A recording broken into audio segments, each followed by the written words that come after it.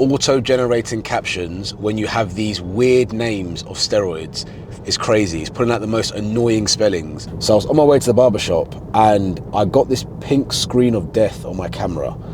I was literally panicking. I searched all of YouTube and the internet forums, etc., to try and get an answer as to what was happening. So, factors influencing weight gain. At least 3 or 4 times a week, I get clients that will complain to me because they've had a really good week in terms of training and nutrition, but the scale doesn't show them what they're expecting to see. What's going on YouTube? It's Jason and welcome to day number 65 and day number 12 of my Razor Sharp series. So just out on the walk at the moment, getting some much needed vitamin D and steps in. Today is Monday, so I'm going to be doing my Monday morning weigh-in when I get home.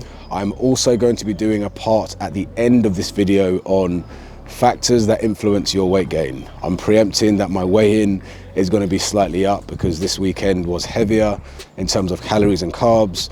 Saturday night we had a date night. Rebecca is going away to Italy for the next few days for work, and so there's a bit more calories there. And then I was also just finishing up sugar from the sugar challenge. I didn't want to waste food, and so yeah, calories and carbs were definitely up for Saturday and Sunday. I am also going to be doing a 3-in-1 again Razor Sharp series, so like day 10, 11 and 12 all sandwiched into today, just to make sure that we're up to date and ready to push on with the rest of the shred. I think that's everything. Let's get on with the day. So Monday morning weigh-in is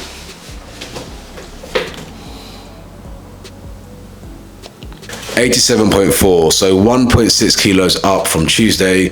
To be honest, I expected that after the weekend I had. I'll explain more about that later on. Let's do a flexed physique update.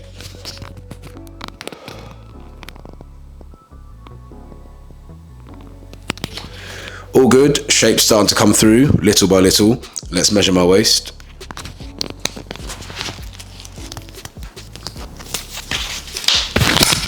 Yep, no changes there, still 31.75. Let's keep pushing. So in terms of gym, today is a rest day. I did a double session yesterday, which you'll see in a bit. My step count last week, being honest, wasn't where it should have been. I'm aiming for 12,000 steps a day. I averaged 10.5, I believe, which may not sound like much to some people, but it does make a difference. When you think about your calorie deficit, you calculate it based on how many calories you burn per day. That includes your steps, and so if your steps drop, your calories ought to drop as well. Anyways, let's move on to my nutrition for the last couple of days. So moving on to meals for the last couple of days. On Saturday I started the day with the usual, and this was meal 1 for the next 3 days: natural yogurt, granola and maple syrup. Then I had what was left over from my sugar experiment. It was the last of the Oreo cereal. Fruit. Then homemade special fried rice with kale. Then the usual jollof, chicken breast, broccoli, spinach and shiitake. Then Rebecca got Domino's pizza. I decided to pass on the pizza, but I did have dessert. Domino's cookies with Ben & Jerry's cookie dough. Then I made my way to the gym. So we start on leg press with the warm-up set. Working sets.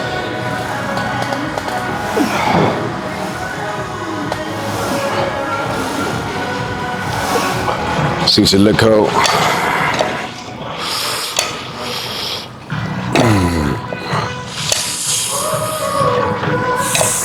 Leg extensions.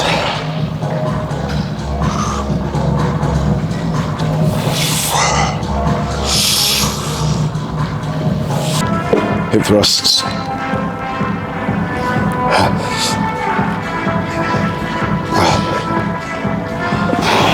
Calf raises.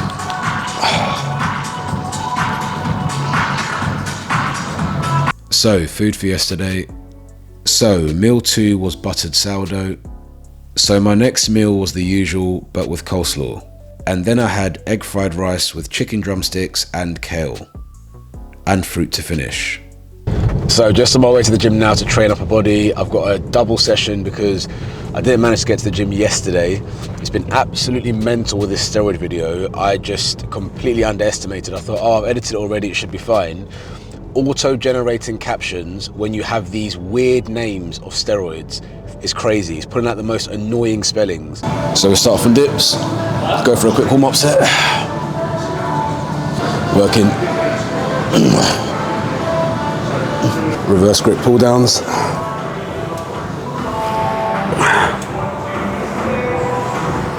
Seated rows. Cable flies.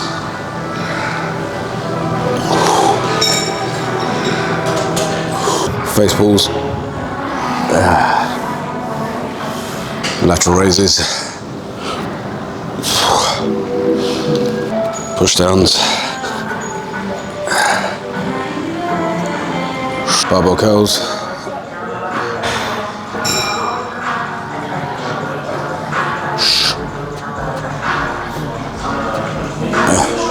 So, just on my way back from the barbershop, it's been a bit of an ordeal. I was absolutely stressing. So I was on my way to the barbershop and I got this pink screen of death on my camera. I was literally panicking. I searched all of YouTube and the internet forums, etc., to try and get an answer as to what was happening.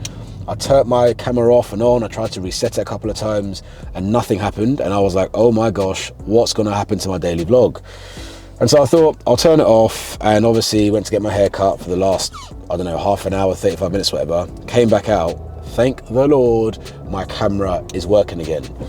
Side note, I am very grateful to Dan for cutting today because, as you can see, fresh, woof, woof. Today was a day when Dan was not supposed to be cutting. So this was his off day. He was spending time with his daughter, and he literally said, I came out just for you, and then managed to fit some people in around that as well. But today was not an official working day for him. But because we look after him, you know, give him something a little bit here and there at the end of the trim, he remembers the people that look after him. And so I'm very grateful, Dan. Thank you very much for that. Let's get home and do the final part of this video. So I just got in and I got a message from the supermarket across the road where we lived in Dubai. And they were basically telling me about their offers, blah, blah, blah. I haven't heard from these guys for like 2 years, and just get a message today. Is it a sign? Do we head back? No. In all seriousness though, I am getting a little bit fed up of the UK, borderline itchy. The weather isn't great. I'm starting to moan a bit more. Where could I be this winter? We will see. I am definitely making inquiries, and I'm going to start applying subtle pressure to Rebecca, but let's see. So food wise, today was pretty much the same as yesterday, except there was no Oreo cereal, and I added boiled eggs to my buttered sourdough. And then instead of pineapple, I had oranges instead. So, factors influencing weight gain. At least 3 or 4 times a week, I get clients that will complain to me because they've had a really good week in terms of training and nutrition, but the scale doesn't show them what they're expecting to see. And I always explain it's because your body and your weight is made up of muscle, bone, fat, and water. And so when you weigh yourself, you could be seeing any one of those 4 things. Now, of those things, water weight is the thing that influences your weight the most. I know you like to think you've lost loads of fat or gained loads of muscle, but it doesn't really work that way. Those things are much slower and they don't fluctuate as much. So what influences water weight? Well, things like carbohydrates, things like salt intake, water intake in and of itself. Hormones is a really important one, especially women that time of the month. They can gain, matter of fact, I've seen it myself, up to 3 kilos on their period. And so on the hormone thing, I tell all my female clients, don't weigh yourself during your period, wait until at least 2 days after your period is finished. As to when your water weight will diminish after your period, well, that's genetic and it's based on your individual body. But 3 days after your period is finished, you've pretty much returned to normal. So when it comes to carbohydrates and salt, again, when we go out on the weekend and we eat something or have something with a bit more salt in, we are going to retain more water. And depending on how big you are, your water weight can be anywhere from 1 kilo, once again, to even 4 kilos. I've seen 4 kilos happen in some of my obese clients. This does happen, and so when you weigh yourself, always remember these things. Another thing on the topic of hormones is a hormone called cortisol. Now, cortisol is at its highest when a person is stressed, and this can cause the body to retain more water. So when you weigh yourself, I always tell my clients, you are not looking for an individual result. What you are after is trends. Trends over 2 weeks, 4 weeks, 6 weeks to tell you whether or not you are going in the right direction. You can always get a freak result, and matter of fact, I manage clients' expectations. I would say if you're doing the right thing, 3 out of 4 weeks in a month will show you a positive result. But you are still going to get that one freak result that doesn't really make sense. And often it is linked to some of these things I'm speaking about. So in light of these considerations, what are the practical things that we can do to make sure that we can get a more accurate weigh-in? Well, number one seems really obvious. Make sure your scale is actually accurate. There's no point you weighing yourself and relying on data if your scale is like 6 years old and you keep banging it on the bathroom floor and putting it in the cupboard back and forth. Number two, I wouldn't weigh yourself more than once per week. Some people get really obsessive and they weigh themselves like 3-4 times a week, sometimes multiple times a day. Again, going back to the water weight fluctuations, that's dumb because you want to see fat loss, but all you're going to be seeing changes wise day to day is water weight fluctuations. You lose weight and body fat in particular over time, like 5 to 7 days. You need to create a deficit of at least 3,500 calories to lose a pound of fat. You're not going to do that in a day. So what's the point? Number three, and this is one particularly for the weekends, if you've been on a night out and you've consumed more carbs and salt than normal, I would wait around 48 hours after your night out to weigh yourself. Up until that time, your weight could still be influenced by the weekend antics.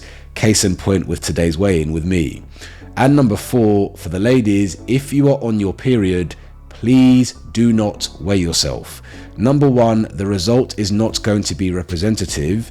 And number two, being frank, if you're on your period, you are more likely to be a bit more emotional because of hormones.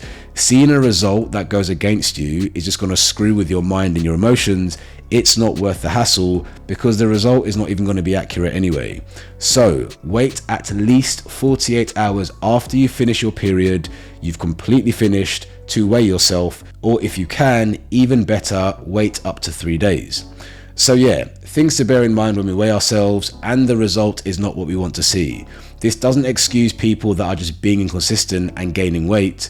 If you're not doing the right stuff and your result is not happening week after week, more likely than not, that is your body telling you something. But yeah, hope you found that video helpful. They're my calories and macros for today.